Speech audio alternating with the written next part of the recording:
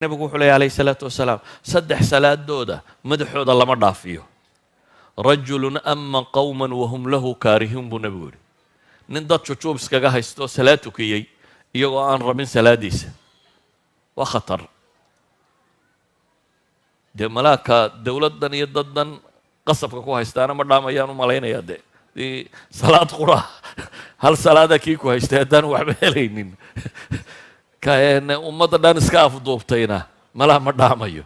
laakiin xadiidka naskiisu wuxuu sheegayaa man ama qowman wahum lahu kaarihuun, ninka dad imaam u noqda iyagoo neceb oo aan rabin.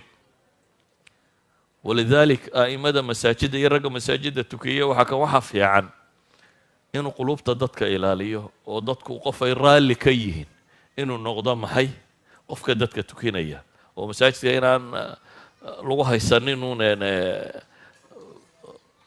maxaa qorsakaarmee tirahdaan maxaa tiraha inaanu iska afduubanine inay muslimku wada socdaan, qulubtu inay wada socotaaba ka muhiimsan waxa kaloo dhan.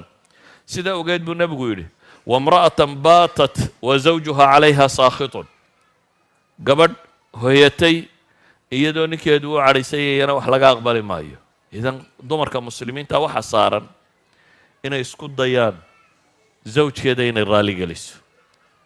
wamra'atan casat zawjaha xataa tarjicna xadiid kale sheegayay. ka saddexaad waxa uu nebigu sheegay calayhi salaatu wassalaam, ka saddexaad waxa uu nebigu sheegay waa akhawaani mutasaarimaan, laba walaalo oo iska laalaada. xadiidkii muxuu sheegayay qof kasta oo ilaahay rumeeya, qof kastaoo laa yushriku billahi shay-an, marka acmaasha ilaahay loo bandhigo khabiisaha iyo meelahaas oo kale in ilaahay dembigoo dhaafo.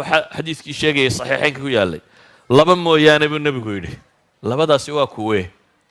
laba ishaysta iyaga waxaa la idhaha andira haadayni xataa yastalixa, labadaa iyaga dib iga dhiga baa ilahay yidhahda intay ka heshiinayaan. idan akhwaan mutasaarimaan, haddaynu isu wada cadhaysanno iska laalaadno cibaadada inaga xumaanaysa. haddaynu rabno in cibaadadeennu cinda allahi ay maqbuul noqoto waa inaad qof qalbi saliima leh waa inaad ahaataa. qofka mu'minka ahi nebiyullaahi ibraahim muxuu ku ducaysanayey? aakhiro wuxuu weydiisanayey qalbigiisa in alla ka dhiga maxay? qalbi caafimaad qaba.